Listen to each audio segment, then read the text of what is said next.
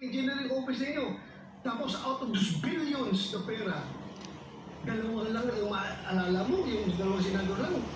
Ang alam ko po meron mo pong iba kaso wala po mo sa ebidensya pang hawak sa ngayon. Dahil po Paano mo nalaman na merong iba?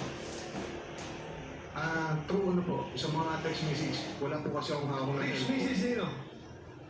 Anong staff po ni Boss Henry, tsaka po si Boss Henry. Bakit hindi mo sabihin kung sino yung mga tao na yan? Hindi nga po, Your Honor, wala po kasi akong hawak, hindi ko po hawak yung cellphone ko kasi naka-content po ako. Hindi po ako makakilos para mahanap po yung mga sapat na ebidensya para patunayan po yung ibang tao.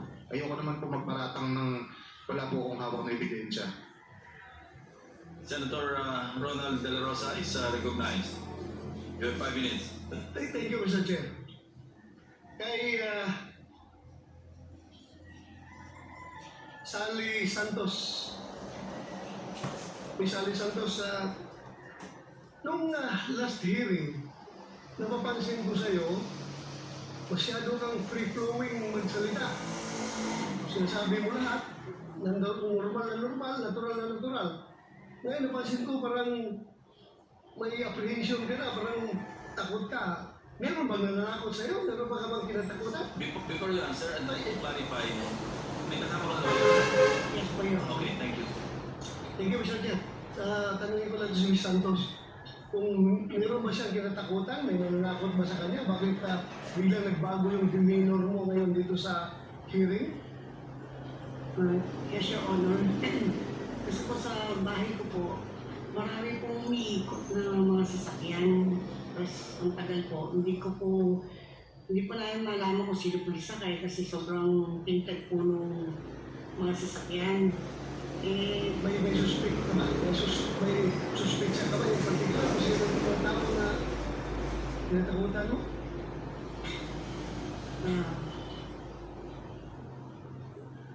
Para alam ng committee na ito, kung may mangyari sa'yo, alam namin kung sino o pwede, posibleng magiging person of interest kung may mangyari sa'yo.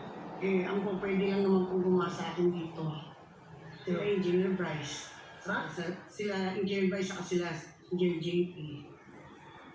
Engineer Bryce, Mr. Chair, pwede ba tanong si Engineer Bryce kung meron ba siyang balak na masama para dito, Ms. Santos? Wala po, hindi ko po iniisip yun. So, balikan kita. Ms. Santos, may sinabi ka na dito sa iyong affidavit, paragraph 18, ayon kay Engineer Bryce, sa lahat ng pagkakataon, kinukuha nila ang buong bayad sa isang proyekto ay sila na ang bahala magbigay sa kapitan, sa mayor, kay B.E. Henry at iba pang may SOP. Totoo ba ito? Yes, Your Honor. Ito sabi ni Bryce. Yes, Your Honor. Balikan kita, Bryce. Nagbibigay ka sa mayor, sa kapitan? Hindi po, Your Honor. Wala po akong kausap na politiko. Kasi last hearing, sinabi mo na yung pera na kinuha niya sa land bank, hinahatid niya sa iyo, iniiwan mo lang sa opisina mo, at kinukuha na ni D. Alcantara. At hindi mo alam kung magkano yung pera niya dahil hindi mo tinitingnan, hindi mo binibilang. Am I correct? Tama po, Your Honor. Nakabox po siya at mga nakasil po. Nakapak, nakasil. Opo. Ngayon, may sinabi ka bago kanina na yung hatian ng SOP ay 20%. Pakiulit nga, for the record. Ano po yun? Yung sa kita po ng nung in-house construction po. Yun po yung sinasabi ko na 40% po kay DE, 20% po sa akin, 20% po kay Engineer Mendoza, at dun sa isa po namin kasama. So, kinuha niya yung pera sa total amount ng cost of project na binayaran ng DPWH Kinuha ni Santos. Halimbawa, may isang project na 100 million. Yung 100 million, according to him, binabawasan niya ng 3% royalty para sa kanyang lisensya bago niya ibigay sa'yo. So what is 3% of 100 million? 3 million. So 97, kabuuan ng 97 million ibibigay niya sa'yo. Yung 97 million na yun ba yun ay, this is only an example yung 97 million na binigay niya, yan ba yun yung 20% mapupunta kay, sabi mo, DA, 20%? Pakiulit nga yung distribution. Kung magkano po yung magiging pera na kikita, for example nga po, kung nabigyan po ng 90 million, or sabihin na po natin 100 million para madali po. Okay. Yung 40 million po doon na kay Being Handel, 20 million po sa akin, 20 million din po kay Being Handel, sa 20 million din po sa isa namin kasama. Total 100. So, 100 of the 90, binawasan na yung 3% eh. Binawasan yung 3 million. So 97 million, yun ang hatian ninyo. 20%, 40% kay DA. Pakiulit. Opo. Pero ibabawas pa po dito yung mga gastos, yung mga obligasyon po sa proponent. Ayan po, alisin po muna yun. Magkano sa proponent? Depende po. Minsan po, meron pong 25%, minsan po 30%. Depende po kung sino po ang kausap ni Boss Henry. So sino mo proponent dito? Kilala ko ito. Meron po akong specific knowledge yun nga po dito kay Senator Joel at saka po kay Senator Estrada. Pero yung sa iba po, naka-blind lang po ako. Paano mo na nagkakaroon ka ng personal knowledge doon sa kanila?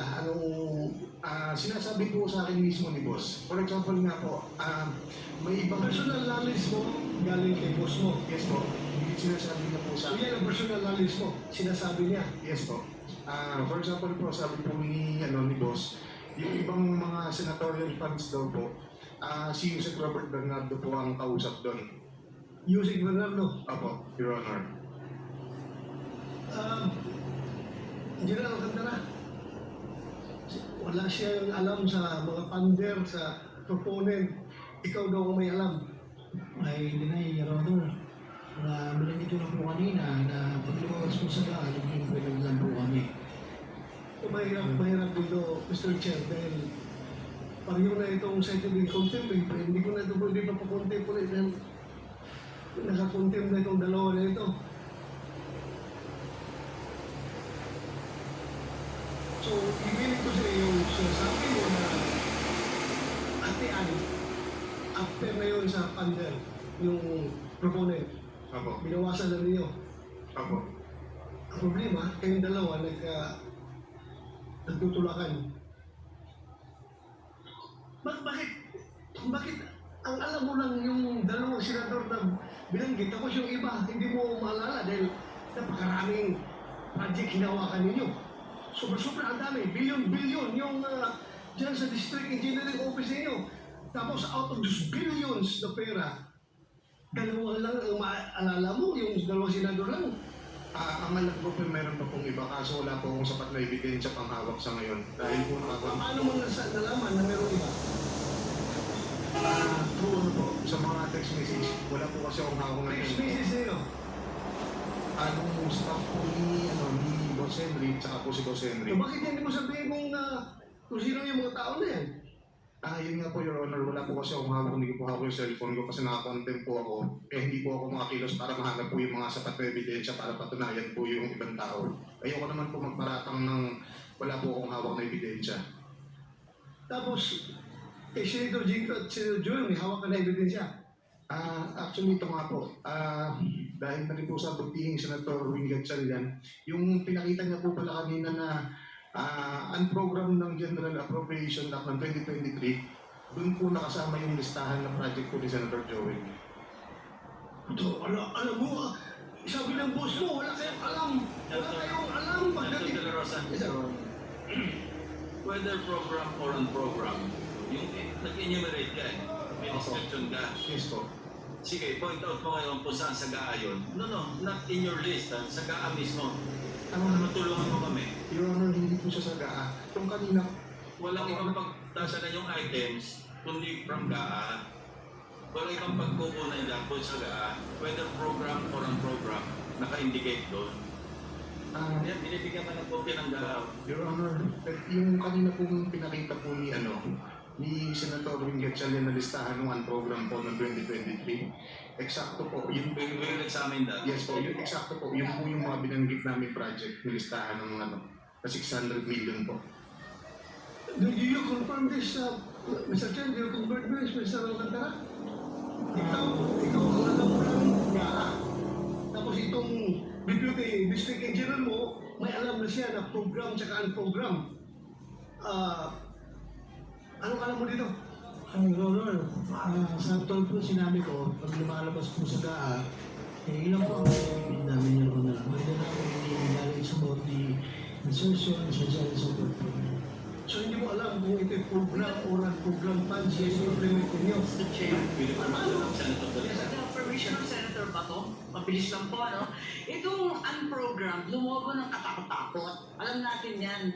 At noong 2021, nasa 176 billion. Noong 2022, naging 251. Pero kasama dyan yung COVID procurement ng vaccines. Kasama rin yan yung mga health workers incentives. Noong 2023, from 251, naging 807.